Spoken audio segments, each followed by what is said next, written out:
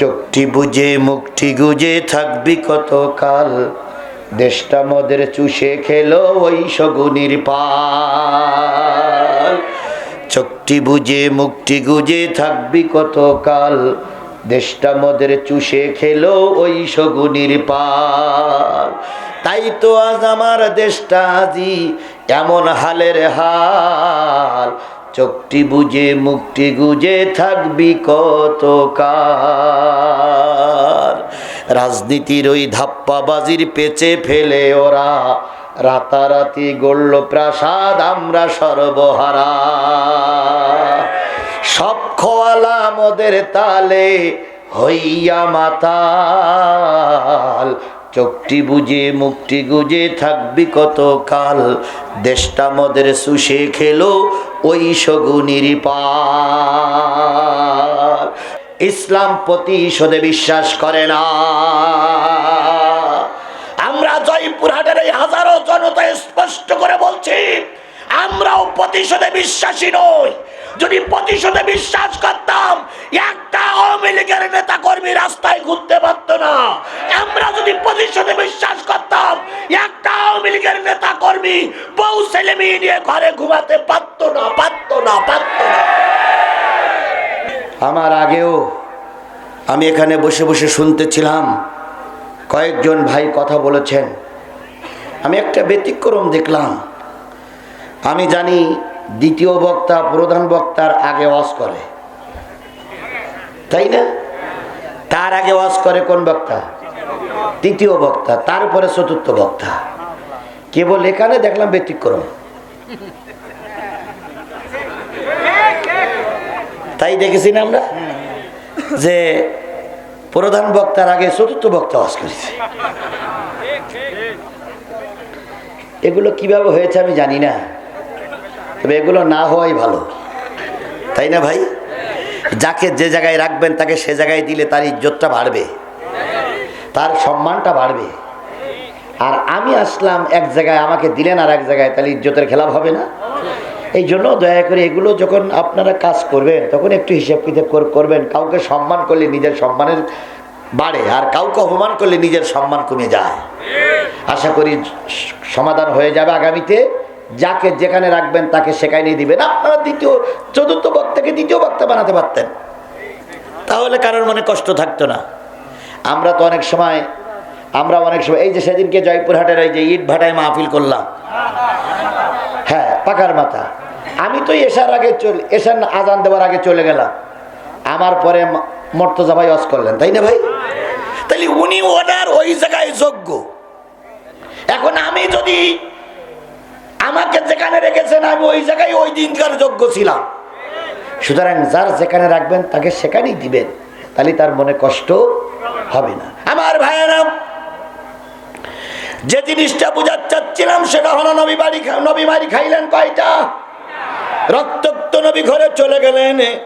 ঘরে চলে যাওয়ার পর খাদিজা বেরিয়ে এসে নবীকে সুস্থতা দিলেন। কিছুক্ষণ পরে আমির হামজা, নবীজির আপন চাচা, এলাকায় ছিলেন না। তিনি তখন ছিলেন জঙ্গলে সফর, জঙ্গলে কি বলে শিকারিতে ছিলেন। কিছুক্ষণ পরে এলাকায় ফিরে এসে শুনলেন নবীজিকে আবু জেহেল মেরেছে, রক্তাক্ত হয়ে গেছে নবী। আল্লাহর নবীর এই সংবাদ শুনে আমির হামজা শিকারির যন্ত্রপাতি রেখে সোজা চলে গেলেন নবীর বাড়ি। যেয়ে দেখে নবী ঘরের দরজা দিয়ে খাদিজার সঙ্গে অবস্থান করছে। আমির হামজা বাইরের থেকে ডাক দিলেন, ভাতিজা মোহাম্মদ। নবীজির চোখে এত মারি খাওয়ার পরে এখন এক ফোঁটাও পানি আসেনি, কারণ ময়দানে থেকে ভেঙে পড়লে ময়দান দখল করা যায় না। ময়দানের দখল নিতে গেলে সবচেয়ে যে জিনিসটার প্রয়োজন সেটা হলো ধৈর্য। কথা বলেন ঠিক না ঠিক? ইসলামী আন্দোলনের বড় বড় নেতাদের যখন ফাঁসি হলো, বেগম জিয়াকে যখন জেলের ভিতরে ঢুকানো হলো, ওই সময় যদি জামাত বিএনপি ধৈর্য হারা হয়ে যেত, ওরা অনেক বড় সুযোগ পেয়ে যেত। কিন্তু জামাত শিবির হাজারো লাশ পিছনে ফেলেছে, ময়দান থেকে পালায়ে চলে যায়নি। এই জন্য এখন আল্লাহ পাক তাদের ইজ্জত বাড়িয়ে দিয়েছে। কথা কি ঠিক বলেছি না বেঠিক বলেছি? ধৈর্যের বিকল্প কোনো রাস্তা আমাদের জন্য খোলা নাই। আল্লাহ নিজেই বলেছেন ইন্নাল্লাহ মাস, আল্লাহ ধৈর্যশীলদের সঙ্গে থাকে। আল্লাহ এমনি এমনি বলিনি। আল্লাহ তোমার আমার সেই ভালোই বোঝে। কথা ঠিক নেবে ঠিক? আমার ভাইয়েরা, নবীজি এক চুপ করেছিলেন, কান্দান নাই। আমির হামজার আওয়াজ শুনে নবীজি চোখের পানি ফেলায় কাঁদতেছে। আমির হামজা উপদেশ দিলেন, ভাতিজা কান্দো কেন? নবীজি বললেন, চাচা, আমার পরিবারের এত লোক থাকার পরও বাইরের মানুষ এসে মেরে যায়, দেখার মতন কেউ হয় না। আমির হামজা বললেন, মোহাম্মদ সাল্লাল্লাহু আলাইহি ওয়াসাল্লাম, তুমি কি কোনো বিয়াদবি করেছো? কয় না। তুমি কি কোনো খারাপ ভাষা ব্যবহার করেছো? কয় না। তাহলে মারলো কেন? মারলো কালেমার জন্য। আমির হামজা বললেন, ভাতিজা অপেক্ষা করো, দেখি তোমার চোখের পানির কোনো বদলা নিতে পারি কিনা। আমির হামজা চলে গেলেন, আবু জেহেলকে খুঁজতেছে, খুঁজতে খুঁজতে যেয়ে দেখি কাবার চত্বরে এক জায়গায় ওনার সাঙ্গ পাঙ্গদেরকে নিয়ে, গুন্ডা পান্ডাদের নিয়ে আনন্দ করতে স্যার বলতেছে, দিয়েছি আজকে ঠিক করে, আর কোনোদিন মোহাম্মদ কালেমার দাওয়াত দেবে না। আজকে যে পিটান দিয়েছি, নবুয়তের দায়িত্ব আজকে এখানেই শেষ। আজকের পর থেকে নবীর আর রাজপথে পাওয়া যাবে না। সাঙ্গ পাঙ্গরা, গুন্ডা পান্ডারা বলতেছে, কি করেছেন? কয়, 3টা আঘাত করেছি, এখনো মারা যায় নাই, তবে মনে হয় মারা যেতেও পারে। এমন সময় আমির হামজা যাইয়া হাজির। নেতা নেতা নেতা, কি হয়েছে? মোহাম্মদকে মেরেছেন? হ্যাঁ মেরেছি। কেন? আমাদের মতন চলে না, আমাদের কথা শোনে না। কতবার বলেছি কালেমার দাওয়াত দিয়ে রাস্তায় নামবা না, শোনে না। আমির হামজা বলতেছে, তাই পরে তাকে মারতে হবে? কয়, না মারলি তো সংশোধন হচ্ছে না, না মারলি সংশোধন হচ্ছে না। একটা নিরপরাধ মানুষকে মারবেন আপনি, আর জাতি বসে বসে তামাশা দেখবে। আবু জেহেল বলতেছে, আমি না ক্ষমতায়, আমার বিরুদ্ধে কথা বলার মতন এদেশে কেউ নাই। একথা আবু জেহেল যেভাবেই বলেছিল, শেখ হাসিনা ওইভাবেই কথা বলেছিল। শেখ হাসিনা বলেছিল, আমার বিরুদ্ধে মোকাবেলা করার মতন বাংলাদেশে কেউ। আর কাউয়া কাদের তো প্রায় বলতেন, খেলা হবে, খেলা হবে, খেলা হবে। খেলার জন্য আমরা তখনও রাস্তায় ছিলাম। কথা বলেন ঠিক না বে ঠিক? এখনো আমরা খেলার জন্য ময়দানে আছি, কিন্তু দুঃখের বিষয় সেই সমস্ত খেলোয়াড়রা আর ময়দানে নাই। কথা কি বাড়াই বললাম না ঠিক বললাম? ভালো হয়ে যাও, ভালো হয়ে যাও মাসুদ তুমি, এ কথা কে বলবে আর? পালিয়ে গেছে কাউয়া কাদের, কেউ জানে না খবর তার। ভালো হয়ে যা।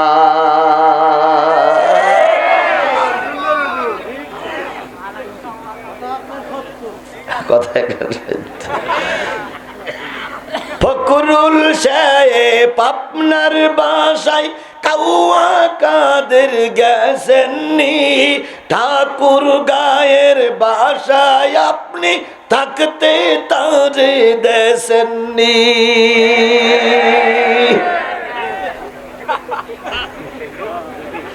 ফকরুল সাহেব আপনার বাসায় কাউয়া কাদের গেছেননি, ঠাকুর গায়ের বাসায় আপনি থাকতে তারে দেশেননি। তার সাথে যে হিসাব বাকি, হায় হায়, তার সাথে যে হিসাব বাকি আছে কোটি জনতার। পালিয়ে গেছে কাউয়া কাদের, কেউ জানে না।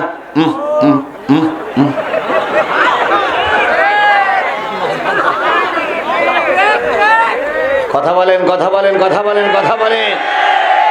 আল্লাহ সব জিনিস সহ্য করে, আল্লাহ কখনো অহংকার সহ্য করে না।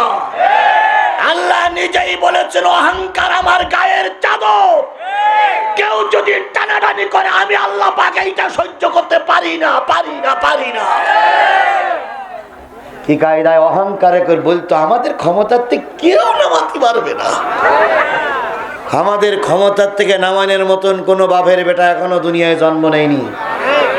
এই কাউয়া কাদের আর এই শেখ হাসিনার গুরুবিরাই বলতো, কথা বলেন ঠিক না বেঠিক, কথা বলেন ঠিক না বেঠিক। আর এদের কিছু দালাল এই জয়পুরহাটেও ছিল, এদের কিছু দালাল গোটা পৃথিবীতে বাংলাদেশে ছিল। এরা আল্লামা, বড় বড় আল্লামাদের ওয়াজগুলো এরাই বন্ধ করেছে, এরাই বন্ধ করেছে, এরাই বন্ধ করেছে। কি কায়দায় বলতেন, কি কায়দায় বলতেন জিহাদিরে জয়পুরহাটে ঢুকতে দেওয়া হবে না। আপনি পেতাত্তা কোথায় আছেন, আমি জিহাদি জয়পুরহাটে এসেছি, আপনি পাল্লি ঠেকান। আমরা ছিলাম, আমরাই আছি, কথা বলেন ঠিক না ঠিক। ধারকির মামলার পরও আমি জয়পুরহাটের আনাচে কানাচে মাহফিল করেছি, হাজারো বাধা উপেক্ষা করে জয়পুরহাটে মাহফিল চালিয়ে গেছি। তোমরা এক ধাক্কায় পালিয়ে গেলে কেন দুলাভাই?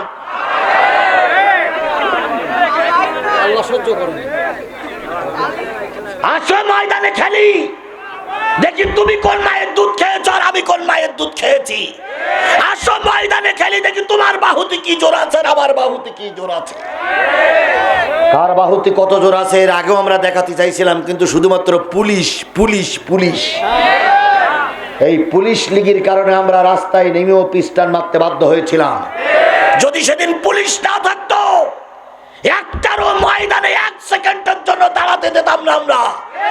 আমাদের সংগঠন, আমাদের জামাত বিএনপির লোক কোনো অবস্থায় কম ছিল না, শুধুমাত্র পুলিশের কারণে অনেককে রাস্তার থেকে উইড্রো করতে হয়েছে।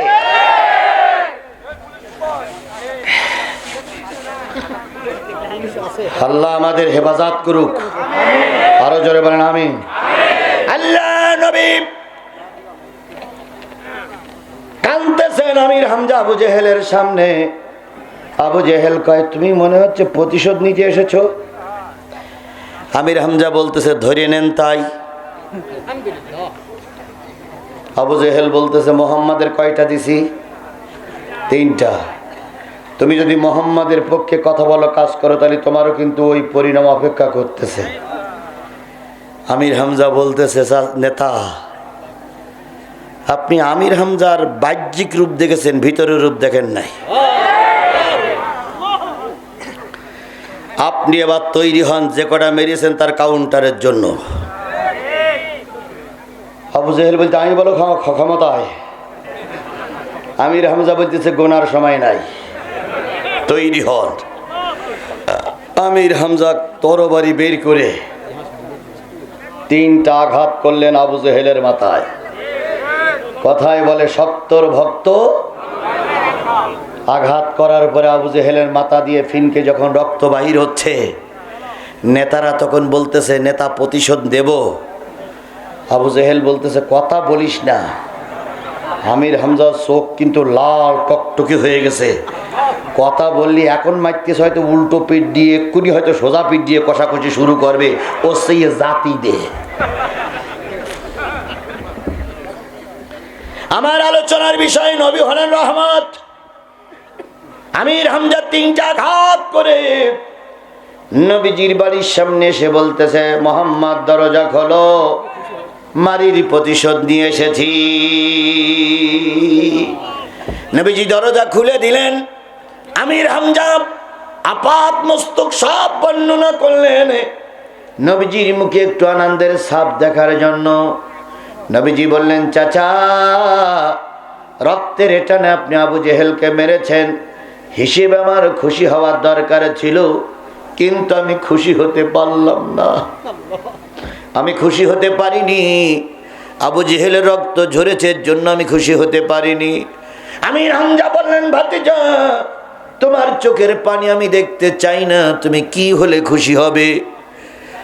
নবীজি বললেন, চাচা যদি আপনার জবানে শুনতাম লা ইলাহা ইল্লাল্লাহু মুহাম্মাদুর রাসূলুল্লাহ।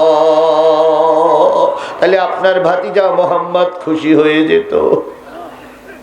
আমি হামজা তরবারি নিচে রেখে বলতেছে, ভাতিজা আমি শপথ নিয়েছি তোমার মুখে কোনো, তোমার চেহারায় কোনো দুঃখের রেশ রাখবো না। খাদিজা সাক্ষী, তুমি সাক্ষী, আর তোমার আর আমার রব আল্লাহ সাক্ষী। তোমার সামনে দাঁড়িয়ে আমি ইমানের কালেমা পড়ে মুসলমান হয়ে গেলাম। ও আমার জাতি, ও আমার বন্ধু, আবু জেহেলকে মেরে আমির হামজা আবু জেহেল নবীর সামনে এসেছে। এতে কি নবীজি খুশি হয়েছেন? জোরে বলেন, খুশি হয়েছেন? তাহলে এই জিনিস থেকে এইটাই প্রতীয়মান হয় যে ইসলাম প্রতিশোধে বিশ্বাস করে না। আমরা জয়পুরহাটের এই হাজারো জনতা স্পষ্ট করে বলছি, আমরাও প্রতিশোধে বিশ্বাসী নই। যদি প্রতিশোধে বিশ্বাস করতাম, একটা আওয়ামী লীগের নেতা কর্মী রাস্তায় ঘুরতে পারত না।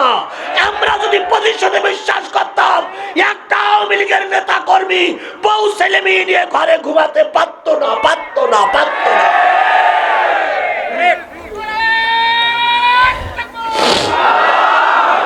সুতরাং আমরা ক্ষমায় বিশ্বাসী। কথা বলেন ঠিক না ঠিক? যে নবী এত আঘাতের পরেও জাতিকে ক্ষমা করে দিয়েছেন, সেই নবীর নামে দুরূদ শরীফ পড়া দরকার আছে না নাই? আবারও বলছি, সাল্লাল্লাহু আলাইহি ওয়াসাল্লাম। বন্ধুগণ, অনেক দিন পরে মাঝে মাঝে দেখা হচ্ছে। আমি তাফসিরুল কোরআন মাহফিলে আজকে সূরা নেসার একটা আয়াতের পরে তাফসির করতেছি, এখন শুরু করব। যতক্ষণ সময় লাগে আপনারা কি আমার সঙ্গে থাকবেন? সবাই থাকবেন? ভাই শোনেন, আমি আর একটা দোষ হচ্ছে, যদি কেউ না থাকেন এখনই চলে যান।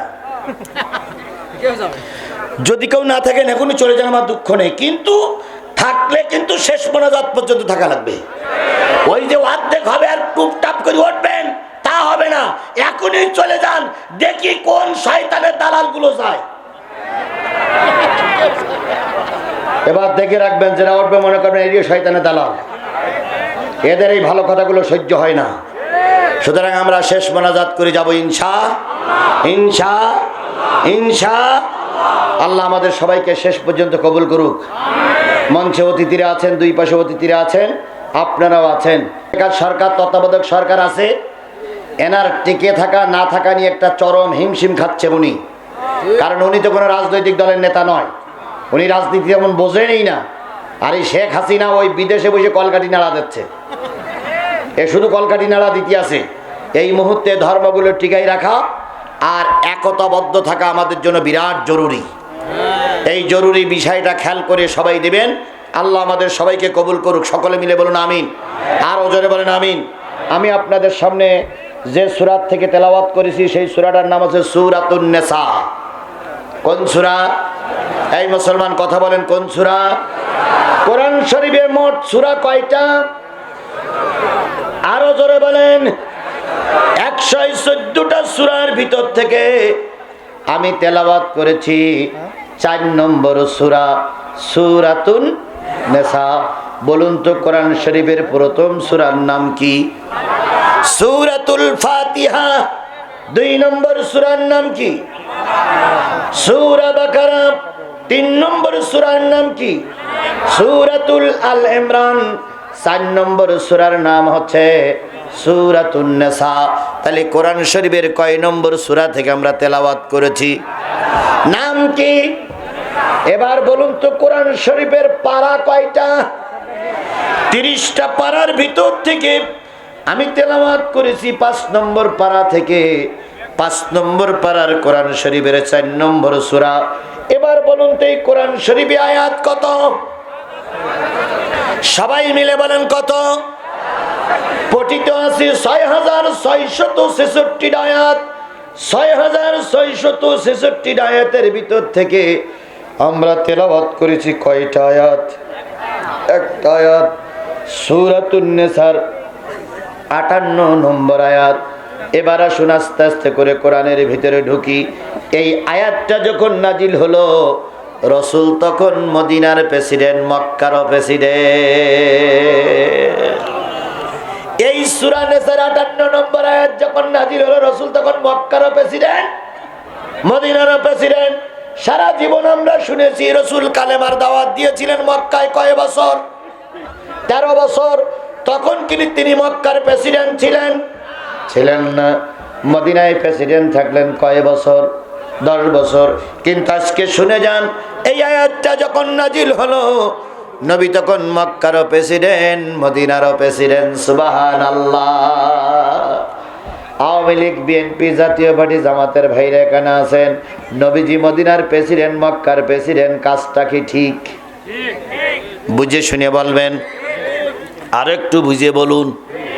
নবী মদিনার প্রেসিডেন্ট, কাজটা কি ঠিক? আরো জোরে বলেন ঠিক। আমার মতে মনে হয় ঠিক না। নবী হলো যুগ শ্রেষ্ঠ, পৃথিবীর সবচেয়ে ভালো মানুষ, তিনি আবার প্রেসিডেন্ট হতে যাবে কেন? কি ঠিক না ভাই? নবীজি প্রেসিডেন্ট হতে হয়েছেন, তাহলে নবীর কাজ কি শুধু গায়ে ফু দেওয়া? আমাদের কিছু লোক আছে রাজনীতির ধারে কাছে যায় না, শুধু বলে ওটা নোংরামি কাজ। ও বাবা, ভালো লোক ওই জায়গায় যাচ্ছে না বলে নোংরারা ওই জায়গাগুলো দখল করতেছে। যদি ভালো লোকগুলো এই জায়গায় যাইতো, তাহলে নোংরা মানুষগুলো আর এই জায়গার সিটগুলো নিতে পারতো না। তাহলে নবী রাজনীতি করেছেন, দেশের প্রেসিডেন্ট হয়েছেন, কথা কি ঠিক? তাহলে নবী প্রেসিডেন্ট হয়েছেন, এটা যদি ঠিক হয়, আজকে দেশের টুপিওয়ালারা প্রেসিডেন্ট হবে কেন? টুপিওয়ালাদের পক্ষে আপনি নাই, আমরা জানতে চাই। আপনি কি নবীজির দুশমন? আপনি কি আল্লাহর দুশমন? তাহলে আল্লাহ যে নবী যে ইসলাম প্রতিষ্ঠা করতে যে রাষ্ট্র গঠন করেছিল, সেই রাষ্ট্র গঠনের জন্য আপনাকে আহ্বান করা হচ্ছে।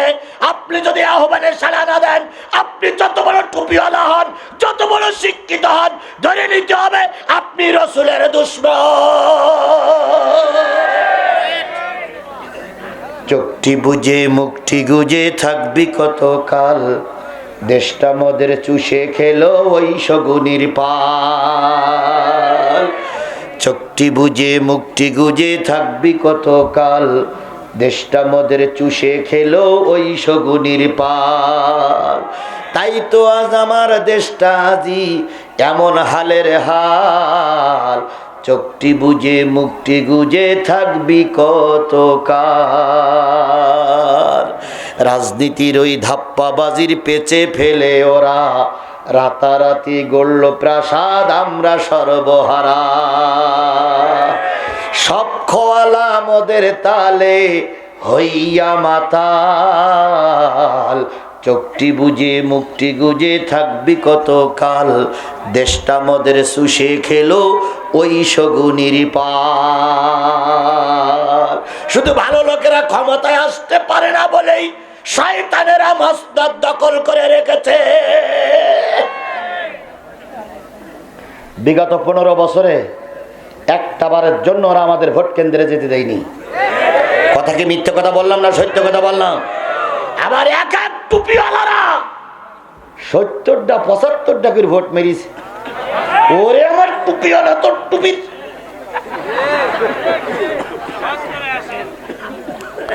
মাথায় টুপি দিয়ে 70টা ভোট মারো, তুমি মুসলমান নামের কলঙ্ক। তোমার ভোটের অধিকার ছিল কয়টা? তুমি যদি মারো, সে আওয়ামী লীগে মারো, বিএনপি মারো, যারে মারো, গণতান্ত্রিক দেশে তোমার ভোট, তোমার অধিকার আছে। কিন্তু তোমার ভোট একটা 70টা মারলে কেন? বিয়াদবের বাচ্চা বিয়াদব। এখন দরবেশ সাজো, তাই না? দরবেশগিরি ছুটি ফেলা হবে একদম। ওরে বাপ রে বাপ, এখন বড় টুপি মাথায় দিয়ে হাজি একখান রুমাল নিয়ে মসজিদের কোনায় গিয়ে বসে উঠে সুবহানাল্লাহ সুবহানাল্লাহ সুবহানাল্লাহ, মনে হয় দেখলি মনে হয় জিবরাইলি ছোট ভাই। 70টা 75টা 170টা ভোট মারা লোক আমার দেশে আছে না নাই? এখানেই আছে, মঞ্চেও আছে, নিচেও আছে। আমি এক্ষুনি দেখাই দিতে পারি।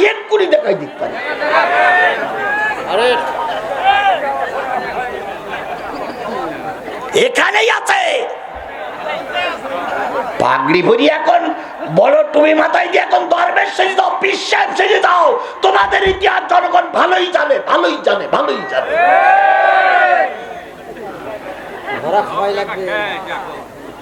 সুতরাং আমি যে জিনিসটা বোঝাতে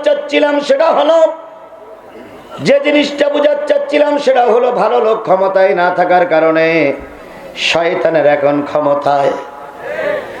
কি কায়দায় দিনের ভোট রাতে করি, পরের দিন ওনাদের দলের লোকদের দিয়ে একটা ফুলের মালা গলায় পরিয়ে মঞ্চে উঠে কয়, এবারের মতন সুষ্ঠু নির্বাচন জাতি আর কখনো দেখিনি। এর গা কথা শুনে কুকুরও হেসে ওঠে। কুকুর ছিল এক জায়গায় বসে, কুকুর মাথা উঁচু করে বলে কথাটা কি হইল, কেউ ভোট দিতে যাই না, সুষ্ঠু নির্বাচন হইল কি করে?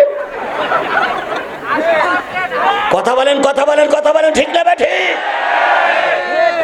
পরের দিন পেপারে সাংবাদিকরা লিখেছে, সুষ্ঠু হয়েছে নির্বাচন, ভোট দিয়েছে প্রশাসন, তাকিয়ে তাকিয়ে দেখেছে জনগণ।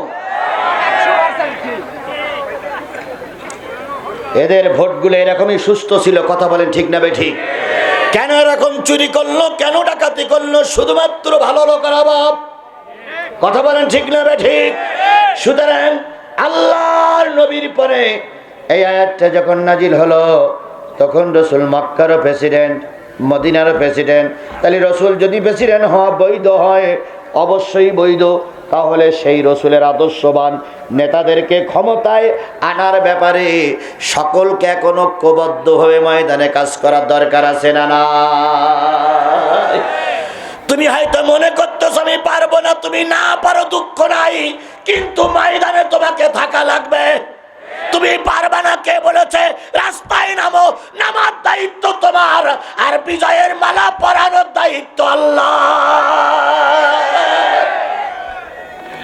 আধারে ভয় পেও না, আধারে ভয় পেও না, আলো আছে আড়ালে, জালিমেরা পালিয়ে যাবে তুমি উঠে দাঁড়ালে। আধারে ভয় পেও না, আধারে ভয় পেও না, আলো আছে আড়ালে, জালিমেরা চলে যাবে তুমি রাস্তায় দাঁড়ালে। রাস্তায় দাঁড়িয়ে দেখো, কোমর সোজা করে কোরআন বুকে নিয়ে রাস্তায় দাঁড়াও, জালেমেরা রাতের অন্ধকারে ময়দান ছেড়ে পালিয়ে যাবে। তুমি এখন একা না, তোমার দলে এখন বহুত লোক, শুধু দলে কেবল নেই তুমি। তুমি এই দলে এসে দাঁড়াও, দেখবা এই কোরআনের দলকে আল্লাহ বিজয়ের মালা দিয়ে, ফুলের মালা দিয়ে ঘরে ফিরাই নিয়ে আসবে। এখন তুমি যদি মনে করো ও দাঁড়াক আমি দাঁড়াবো না, তাহলে বিজয় সম্ভব? তুমি যদি মনে করো মুরব্বী দাঁড়াক আমি দাঁড়াবো না, যুবক দাঁড়াক আমি দাঁড়াবো না, তাহলে বিজয় সম্ভব না। আমাদের সকলকে দাঁড়াতে হবে। সুসংবাদ দিয়ে শুরু করি, সেটা হলো আমি গোটা বাংলাদেশে সফর করছি। গতকাল ছিলাম পঞ্চগড়ে, গতকালকে 2টা প্রোগ্রাম করেছি নীলফামারী আর পঞ্চগড়ে। পঞ্চগড়ের মাহফিল কালকে যারা লাইভে দেখেছেন, এর চাইতে 4 ডবল মানুষ। আমি ওইদিকে যাচ্ছি, আমি শুধু এতটুকু বলি, গোটা দেশের মাহফিলগুলো করে আমার যা কাণ্ড, আমার যা হিসাবে এসেছে, আমার বিবেকে আমার মেসেজ এসেছে, কোন বামপন্থী রামপন্থী দল আমাদের সঙ্গে লাগবে না। শুধু বাংলাদেশের যে কোনো টুপিওয়ালা দল আছে, এই টুপিওয়ালা দলগুলো যদি একজোট হয়ে আগামী নির্বাচনে অংশগ্রহণ করতে পারে, বিশ্বাস করো জয়পুরহাটের মুসলমান, আগামী দেশ হবে কোরআনের দেশ, আগামী সংসদ হবে কোরআনের সংসদ, আগামী সময় আসবে টুপিওয়ালাদের সময়।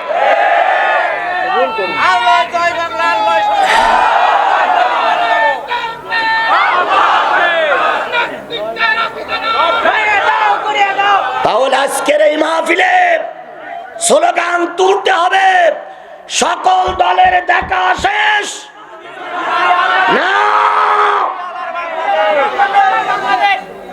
সব দল মিলে মাহফিল করছে, আপনি জামাত ইসলামের পক্ষে স্লোগান দেবেন, এই সাহস আপনি পাইলেন কই? সকল দলের দেখা শেষ, টুপিওয়ালার বাংলাদেশ। মঞ্চে যারা আছে সবার মাথায় টুপি আছে না নাই? তাহলে স্লোগান একটাই, সকল দলের দেখা শেষ, টুপিওয়ালার বাংলাদেশ। আমার সঙ্গে আপনারা একমত? টুপিওয়ালাদের একজোট হওয়া লাগবে এখন।